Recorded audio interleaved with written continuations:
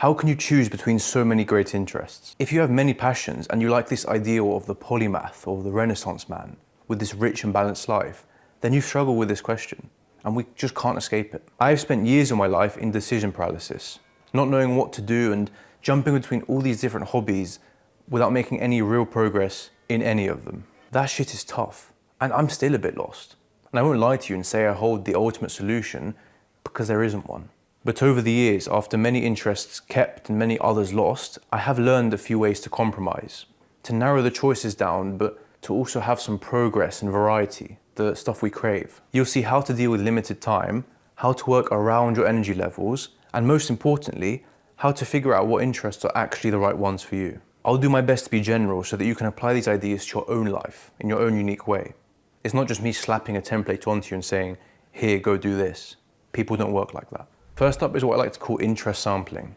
And this is a way for you to choose what interests are right for you. And this is especially good early on when you don't really know what you're into, but you want to explore and figure that out. Interest sampling is when you try many different things before you invest any real time, effort, or money into them. And this matters because many people pick an interest they think sounds cool and then fully commit to it. And I'm guilty of that too.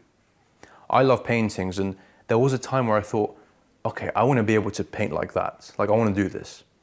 And so on impulse, I bought a bunch of art supplies and said, yes, this is my hobby now. I had no past experience, I didn't know how it felt, and I had no idea what was coming up. And maybe you can see where this is going. I painted one boat, which, if I may toot my own horn, was decent for a first attempt, I think. And then I never touched it again. And, you know, it's a shame. Maybe it wasn't for me, maybe I need to try again. But that's not the point. The mistake I made here was that I jumped headfirst into it without any foresight or any understanding of what was to come. In interest sampling, you taste a bit of everything. There's no pressure to commit to one thing, but rather your interest can be revealed to you naturally. If something sticks, it sticks. And there we go. Some things are easy to try out, like running, writing, or pencil drawing. Like, you can literally go and do that right now. Other activities are not so easy to test. If they cost more or they use special equipment, then you typically have to go to workshops or courses or trial lessons to figure things out. And that will be for, you know, like pottery, martial arts, or music lessons. You have to go somewhere to test them. The point is to give lots of different things a fair chance, and that will make you more informed before you decide to invest lots of time or money into it. And if something doesn't stick with you, that's totally fine. That's part of the process, and you just move on. Next up is an exercise I call the 4 aspects. One sad truth of this whole Renaissance man thing is that unless you are filthy rich, you just can't do everything. It's impossible. Not with a job, not with college, not with kids. So then how do you face this impossible truth? Is it over? Is there a way around this? Well, yes, there is. Sure, maybe you accept that you can't do every individual thing, but you can still make sure that each part of your character is nurtured somehow. So you still get that balance and variety that you're craving. This is where the 4 aspects come in. And it's such a simple exercise that you can do it on paper right now. I like to divide a page into 4 sections: social, physical, intellectual, and creative. Now, from your list of interests or potential interests, you can budget them across the 4 aspects. And the aim is to make sure that each quarter has something to address it. For example, you could do jiu-jitsu for your physical and social side, and then you could produce music for your creative side. And finally, you start reading to grow your intellect, and so on. This is clarity. You see what you're missing, and you see what's overrepresented. And that gives you a chance to shift things around if you feel like it's necessary. For example, this is mine, and I immediately know that I'm lacking in the social side. So if I have to spend less time on the other 3 areas to nurture this one, then I'm happy to. Sacrifice is okay if it makes room for something else that you're missing. I go into more depth on this idea in another video, so I'll link that somewhere. This 3rd point might be controversial, and even I don't fully subscribe to it, but I still think it's important to consider. I like to ask myself, where are you trying to go? Who are you trying to be? It can be good to step back and frame your interest in the context of some wider goal or mission in life, so that everything you choose is consistent to that vision and helps support it. In a sense, you use your interests not just as a way to have fun and pass time, but as tools or vehicles towards a larger purpose. For example, I used to write loads just for fun, just for my own pleasure.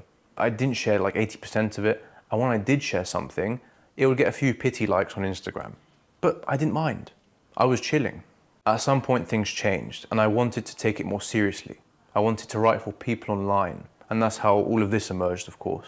There was now this grand goal to follow, this thing which was central to my focus. And without me even realizing it, it led to a lot of new interests being picked up. I had to learn how to edit videos. I had to learn how to use different writing styles. I had to learn how to write well in the first place, without being, weird or boring. I never planned to do any of that, but this bigger goal revealed them to me. For a more recent example, I've been wanting to travel more often, but more specifically to be able to talk to and connect with people in their native language. And that vision, that romantic idea, has made me take language learning more seriously, like a strong kick up the arse. So it can take you far. Maybe your life's goal is to build a homestead, and that is what your interests unfold around. Or maybe it's to start some movement in health, in politics, in something else, and that's your big mission. Or screw it, maybe your mission is to be more like someone else. Maybe your role model is someone you watch and respect. Or maybe it's Mbappe, or maybe it's Theodore Roosevelt, or Arthur Morgan, or Goku, or some shit. Like, even if it's fictional, and even if it sounds silly to other people, that vision, that ambition to be more like something, that can take you far. And it's not good to ignore it.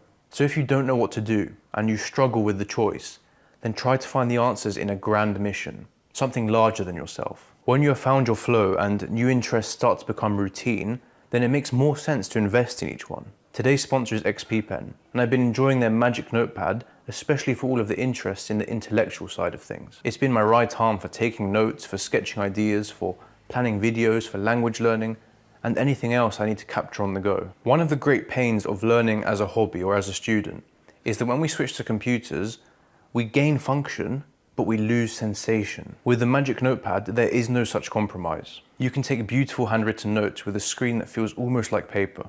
There's no lag and the pen is so responsive, I sometimes don't even clock I'm using a tablet. It just feels natural. The pen never needs to be charged, so you can write on forever without a worry.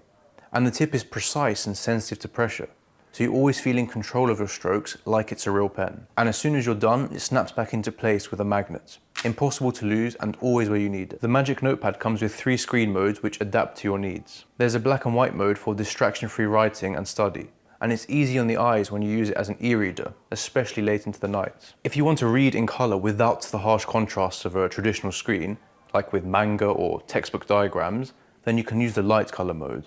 And finally, when you want a fully vibrant screen for editing, artwork, or watching videos, you have the true color mode. Combined with the 90 Hz refresh rate and high resolution, everything is nice and crispy. It comes with XP Pen Notes, where you can make the most of the pen.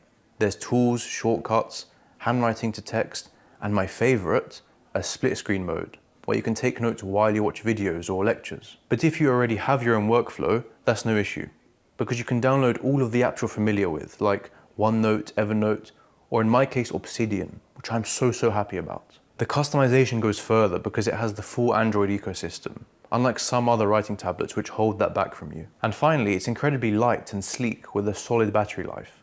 I travel a lot, and I like to write and do work on the go, so it's nice that it fits pretty much everywhere without weighing me down. To check out the Magic Notepad for yourself, click the link in the description, and you can even use code Odysseus6 to get an extra 6% off. So I do hope you enjoy that, and thanks so much to XP Pen. Number 4 is to judge the means, not the end. And stick with me here because I need to set the scene a bit. How are you exposed to all of these new interests? Like, what actually makes you want to start so many different things and grow all these skills? Part of it is internal. It's your innate curiosity and drive. Some people say it's because of their ADHD, some people say they like the variety, and others just can't help but do it. It just feels right. But the other half is external. You go on Instagram Reels, you go on your YouTube recommendations, and you see all of these skills, these hobbies, these interests, and they all look so rich and exciting. Every day there is something shiny and new to hype you up. You think, oh shit, I want to do that. And it becomes the new hyperfixation for the next few weeks. I'm speaking from experience, because my watch later list is disgustingly full of these videos. And I'd need 100 lifetimes to explore them all and grow every skill. Now that's fine, that's great. It's cool that we can be inspired by the internet, but there's a trap here, because we tend to forget that what we're seeing is the polished face of that interest. The people who upload these tend to have years of practice, lots of expertise, and of course the chance to edit things, and to redo takes, and to cut certain things out. and all you're left with is the glamorous end result. What you rarely see is the process, the practice, the struggle, all of that background grinding which led to that end result. If you keep falling in love with that romantic end result without ever experiencing the actual process, which is the means to the end, then you will find yourself disappointed again and again because it's not what you're expecting. For example, I've always loved the idea of sketching and journaling. I've seen those nice thumbnails on YouTube. I've played Red Dead 2. I love Arthur Morgan's journal. But every time I tried to start journaling, on many different occasions, I found out it just didn't help me that much. It wasn't paying off. The work I put in was not worth the end result. My image collapsed and I was disappointed. And it's not the end of the world, but repeating that cycle too often, it kind of crushes you. And it gets frustrating because nothing you start works. It's kind of like falling for clickbait over and over again. However, writing notes for my books, or going to the gym, or making videos, or practicing espresso, they're all tough as well. They're all a pain in the ass sometimes, but I enjoy the process. And even if I never reach that romantic end result, I will still continue to do them because I like it.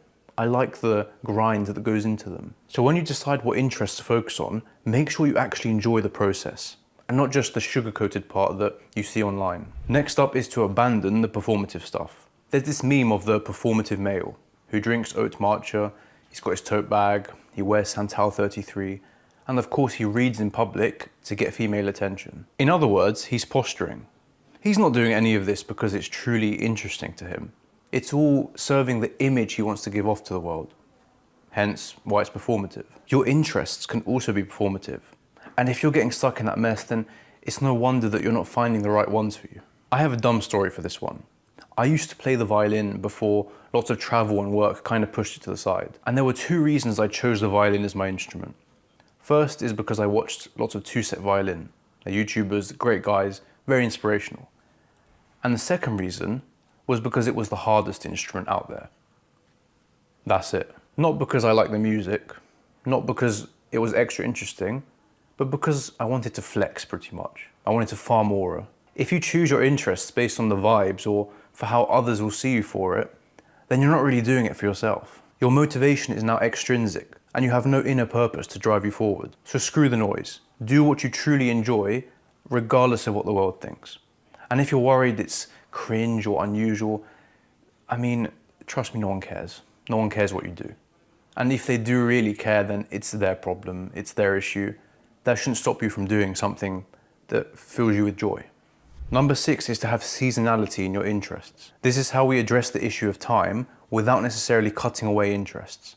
But for this to make sense, I have to talk to you about vegetables. I love asparagus and I love Brussels sprouts, but I would never eat asparagus in the winter and I would never eat Brussels sprouts in the summer because they're not in season. Instead of trying to enjoy them both at the same time all year round, I wait for their perfect season and enjoy them then. And that works for your hobbies as well. Instead of trying to fill your plate with all of your different pursuits and, stressing over what to do right now, you can actually just spread them out across the year.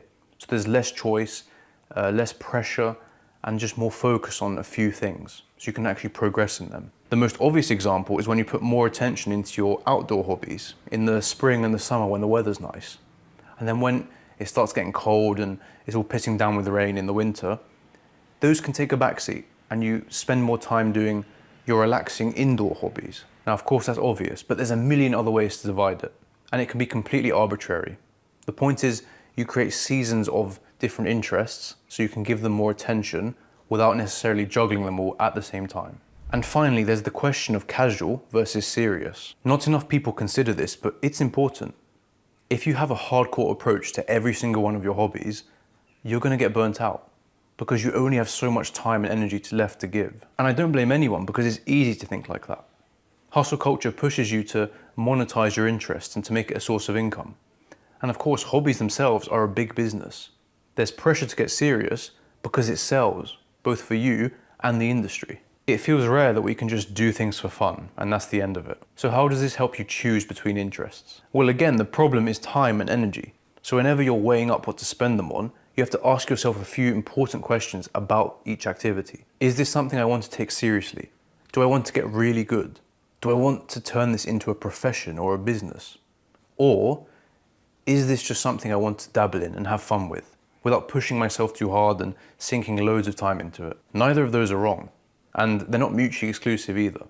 In both situations, you will get good eventually, and in both situations, you'll hopefully have fun. It just gives you a better idea on how to budget your time and effort, so it's more realistic and you're not burdening yourself. In my case, I'm very grateful that my hobby of writing and making videos is now my job.